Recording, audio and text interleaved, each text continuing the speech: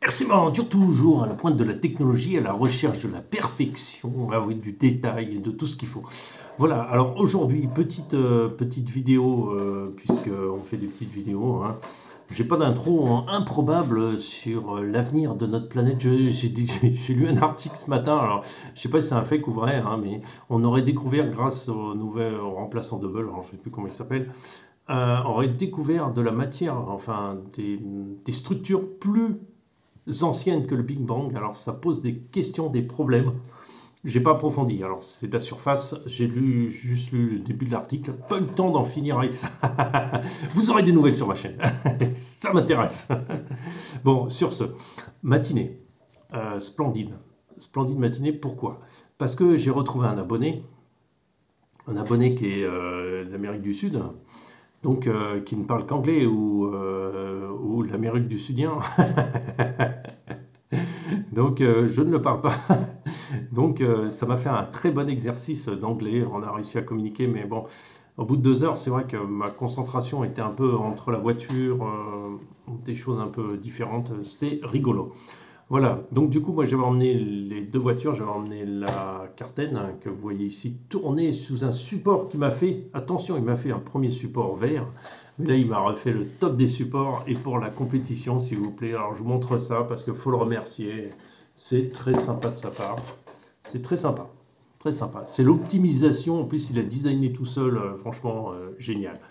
Voilà, alors, la différence par rapport à l'ancien support, c'est qu'il nous a mis un truc antidérapant dessus, et dessous. Magnifique. Il m'a demandé comment je souhaitais, en fait, je ne m'attendais pas à ce que ce soit pour moi, mais qu'est-ce qu'il fallait améliorer sur l'ancien support. Je lui ai dit la stabilité, alors il a fait plus grand. Après, je lui ai dit, ce serait bien ce qu'on puisse mettre les clés, les tournevis. Alors il imaginait ça pour justement augmenter la base, la taille de la base pour la stabilité, plus des rainures pour mettre la tournevis, on peut mettre autre chose, hein, on peut mettre un cardan si on démonte. Alors ça se démonte hein, bien sûr pour que ce soit facilement transportable. Ici nous avons un roulement à billes s'il vous plaît, d'où la vidéo de tout à l'heure qui était très marrante avec qui tournait manège. Il a mis des plaques en aimantées pour mettre les pièces. Génial, très très bien. Et tout ça designé de top quoi. Franchement, chapeau. En plus, ça a été fait, il a trouvé un roulement, ça a été fait au millimètre et tout. Franchement, j'apprécie. Donc, je vais pouvoir attaquer la compétition avec un super support où je vais pouvoir mettre mes outils et tout ça, et ma voiture et tout ce que je veux. Voilà, sur ce, je la remets en place, la bestiole. Voilà, il ne faudrait pas délirer non plus. Alors, déjà, première chose, donc on a passé une super matinée, c'était très marrant. L'intérêt de la matinée, c'était de plus ou moins régler sa voiture. Parce que lui est une HPI Rally, alors je ne connais pas exactement le modèle, c'est une Subaru. Donc c'est pas un modèle forcément, c'est un modèle qui dispose encore, mais qui n'est pas forcément tout de suite récent. Donc je ne vous dirai pas le modèle, j'en sais rien. Voilà, lui il a quelques options alu. Alors les options alu, moi je suis pas très pour l'option alu, c'est que ça store. Après on le remet droit, c'est bien, mais est-ce qu'on est sûr de le remettre bien droit et du coup la stabilité du véhicule et ça reste un peu funky. Voilà, donc on est parti d'un véhicule hyper agressif parce qu'il avait mis de l'expo, mais à l'envers. Alors si vous voulez que votre véhicule soit plus souple, beaucoup plus souple, mettez de l'exponentiel en moins. Vous mettez du moins 20, essayez moins 20, moins 25%, moins 30%, d'accord? Vous essayez tout de suite comme ça. Vous allez voir votre gâchette qui va être beaucoup plus douce à l'accélération, beaucoup moins agressive. Alors je sais que c'est rigolo quand les pneus glissent, d'accord, mais ce qu'on cherche là c'est le contrôle, hein, c'est pas Starkey Hutch. Donc comme j'expliquais, voilà, au shérif moi pas. Voilà, donc, ok, alors ça peut glisser un peu, mais pas trop. Voilà, et si vous voulez la direction aussi c'est pareil, en piste c'est compliqué parce qu'on a besoin de stabilité sur les lignes droites. Donc là, je suis en train de revoir tout sur la Carten pour que ça aille droit, parce que visiblement, c'est pas que la radio qui pose problème, c'est aussi mes réglages. Enfin, mes réglages étaient basés sur une vidéo de Tony RC où il interviewait, où il expliquait très très bien. J'essaierai de mettre un lien dessous, mais je vais faire un récapitulé. Vous allez regarder dans les tutoriels de sa vidéo en condensé pour que ce soit un peu moins long. Voilà. Donc, je ne vais pas m'éterniser non plus. Donc, ce qu'il y a, c'est que donc lui, il avait l'ouverture comme ça, mais vraiment ouverture hein, devant, hein, c'est énorme. Et derrière, les roues comme ça. Alors, je sais pas si en rallye, on mettait vraiment les roues comme ça, mais c'était la voiture au moindre accélération. Et lui, il mettait l'exposition en positif, donc ça veut dire que vous avez toute la puissance au début.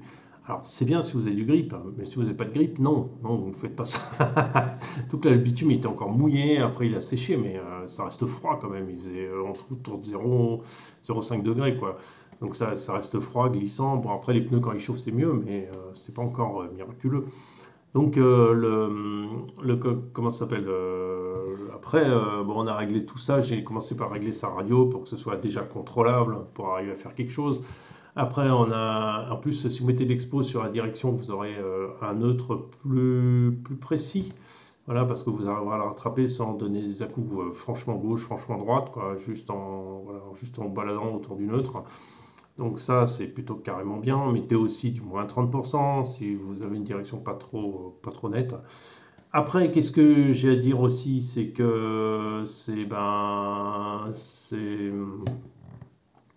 on s'est éclaté. On a fait un petit parcours, on a fait des exercices de freinage, tournée, quelle zone où on peut laisser le véhicule rouler sur son élan. Bon, a priori, on ne devrait pas, mais bon, certains virages, ça passe très bien, donc on en profite. Hein. Après, comment régler quand ça tourne maximum, parce que lui, il veut les roues comme ça, alors qu'il met en drift, mais bon, sur la piste, ça ne marche pas du tout. Et après, on a travaillé petit à petit sur des petits problèmes et on a arrivé à ce que ce soit à peu près contrôlable. J'ai fait un essai avec sa voiture. C'est très très difficile à piloter tellement elle est sauvage, la bestiole. Pourtant, malgré mes réglages, il faut y aller vraiment tout doucement avec la gâchette. Alors que la mienne est réglée au contraire, c'est-à-dire que vous pouvez y aller avec la gâchette. De toute façon, tous les réglages sont très très smooth, sont très doux pour qu'on arrive à piloter le plus précis possible, voire le plus mou possible pour l'instant. Et puis quand on prendra du galon, ben, on commencera à agressiver un peu, mais pour l'instant, c'est pas le cas. Voilà, donc on s'est bien marré, ça s'est fini par la casse d'une pièce, mais bon, qu'importe, des pièces suffisamment rechange. Et on s'est rentré dedans de face. Et après, ben, ce que vous allez voir après, c'est le petit film qu'on a tourné, la rigolade. On s'est fendu la gueule avec ce truc. C'était vraiment super drôle. La Futaba, je valide. La Futaba a des réglages vraiment très simples. Comment on appelle ça? Les trucs de réglage sont très simples et la direction est super précise. Voilà, c'est ce que je voulais juste ajouter là-dessus. Beaucoup plus précise que sur l'autre véhicule. Et surtout, elle respecte plus. En fait, c'est plus précis quand quand on va entre les deux. Enfin, c'est plus précis. En général, c'est plus précis, c'est beaucoup plus agréable à piloter. On arrive à faire des glisses plus propres. Voilà, il y a une meilleure maîtrise voilà, de l'engin. Ça, il n'y a pas photo. Alors, j'imagine ce que ça donne une radio à 700 €. On peut régler la vitesse des cerveaux et tout ça. Bon, ça, j'en suis pas là. Mais bon, déjà, on est arrivé à quelque chose de très, très, très précis. Voilà. Sur ce, je vous laisse avec la vidéo. C'était une grosse rigolade, c'est super marrant. Roulez pas très vite, hein, 35-40 km/h, pas plus. Et de toute façon, je crois que j'ai un 35-36 km/h sur ma voiture en max.